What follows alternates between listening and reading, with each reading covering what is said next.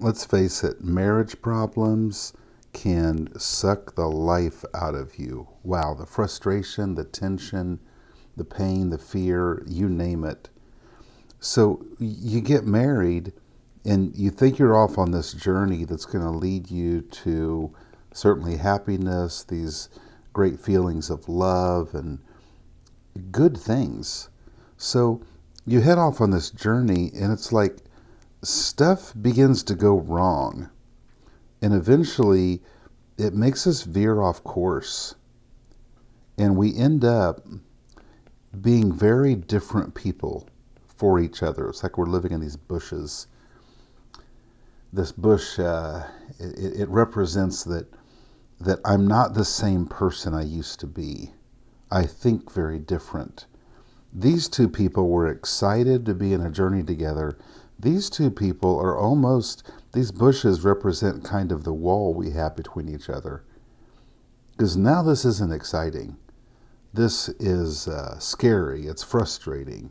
It's not fun. A lot of questions about where this is even going. So when we work with couples, I want to answer this one question. How long does it take to get my marriage back together? In short, my quick answer, and then I'll explain.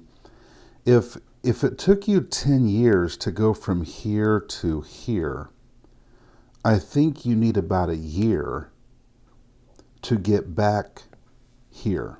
I think about a year. But this is if you do it in a way that's productive. Let's face it, the majority of people, probably more than 50%, just live in this marriage. And they fake it all the way through, or they can't take it anymore, and so they just go their separate ways.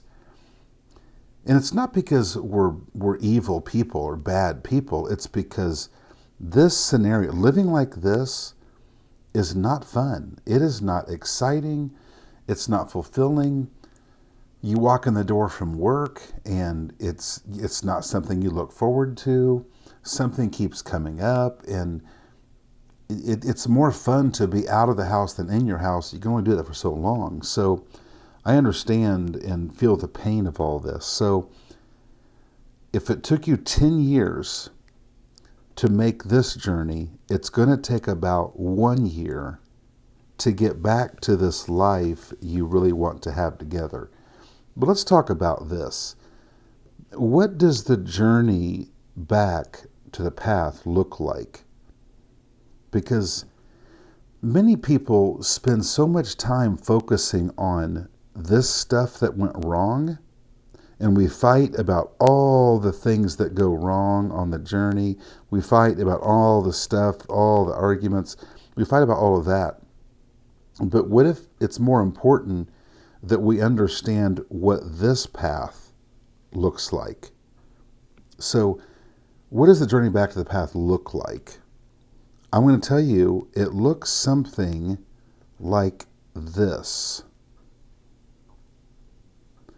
It's an up and down, messy journey. But let me explain why. This journey back to the path, it needs to be messy. It must be messy. Because our whole life together, from the beginning, all the way back at the beginning, this whole journey, and then certainly, let's say it took us 5 years to get here, and then for 5 years, we've been these bush people. In that, over those years, we've acquired thinking that prevents us from ever being the people we were made to be. I'll say it again.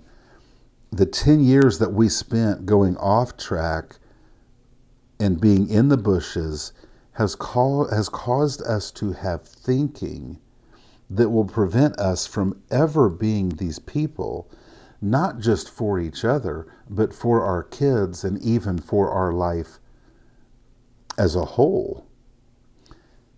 The journey needs to be messy, because on this messy journey is how our thinking changes. Number 2,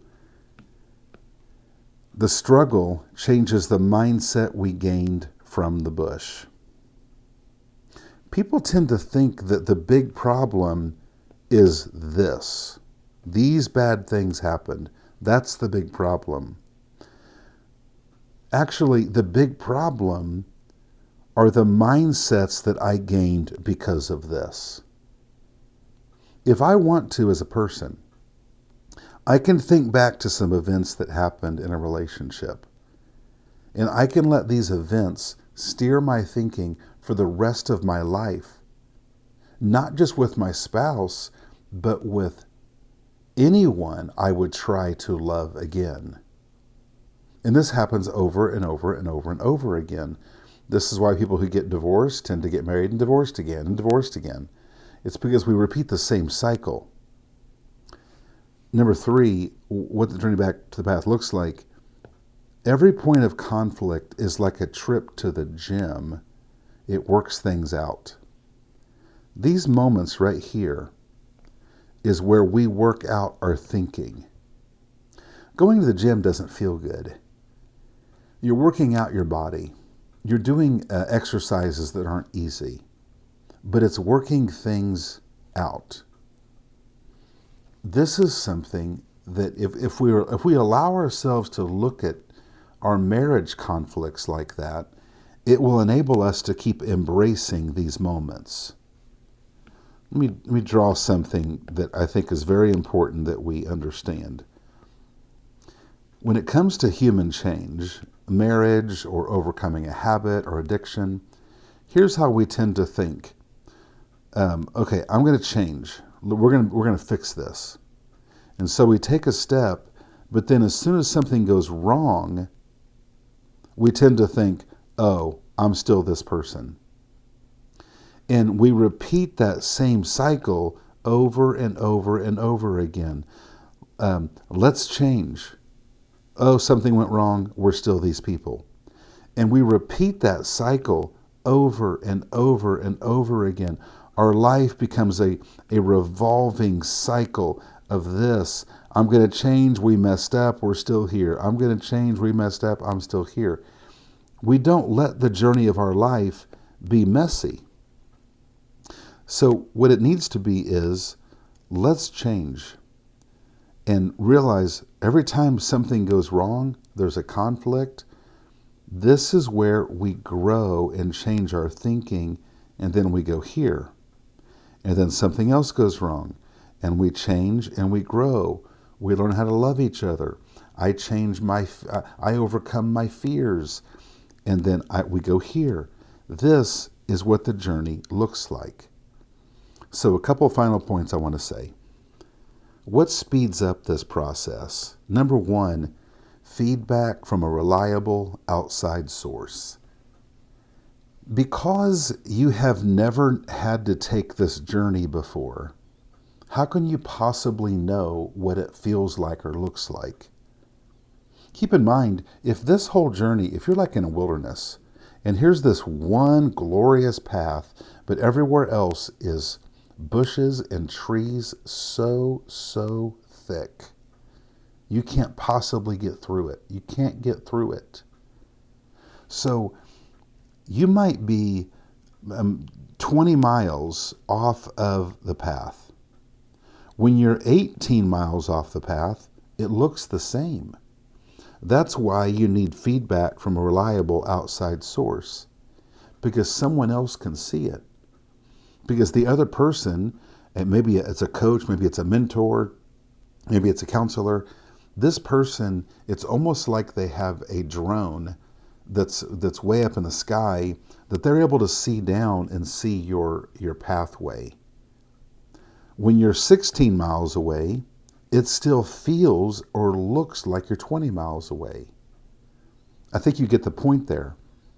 This is why we need feedback from a reliable source, so that every time something like this happens and we hit a down moment, we have an outside source to say, hey, here's your next chance to get to the next place. You're about to be 10 miles away. You were 20. You're halfway there. Number 2, how do you speed it up? Do good things for each other. When we get to this place where we are just like bush people together, We tend to look at each other in fear, trying to fix one another or waiting until the other person is fixed. What if instead we serve the other person? If you think about what you were at the beginning, if you were going out on a date together, you probably weren't thinking, I hope they don't lose their temper. I hope they're nice to me. No, when you went out on a date at the beginning, you were pre-thinking how you could love them. You were pre-thinking things you could do for them to make the evening more fun. So on this messy journey, do good things for each other. Serve each other. Serve their needs. Do things that they like for you to do to them. That's how you can speed it up. Now, how do you slow it down? Number one, trying to change your spouse. If you are trying to change your spouse, it causes you to be incapable of loving your spouse.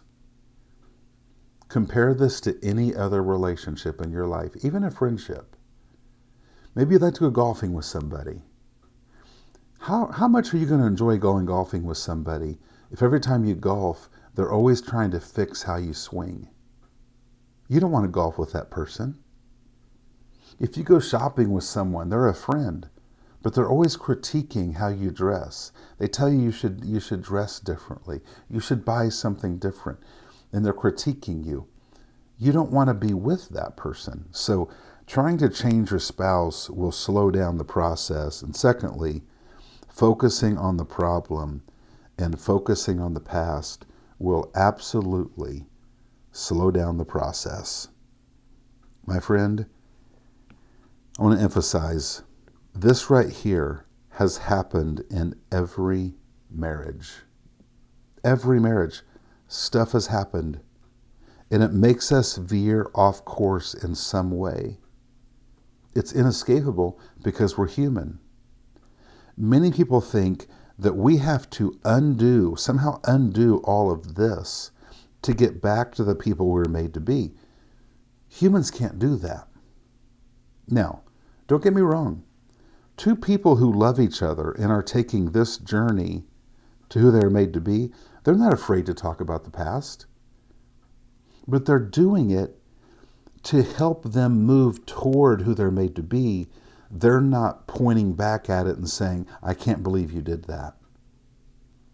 So we certainly, on this journey, talk about our past, and it helps us to overcome. The second thing here, don't focus on the problem. Like these things, the more you focus on them, they just get bigger and they multiply. If you focus on them, it just keeps you in the bush. I hope this is helpful. In short, if it's taken you 10 years, if you've lived off course together for 10 years, you probably need people to help guide you. Certainly for the first part of that journey. You almost need like training wheels for the first part of this journey. And then over the course of time, you continue to do good things for each other. You become a different person.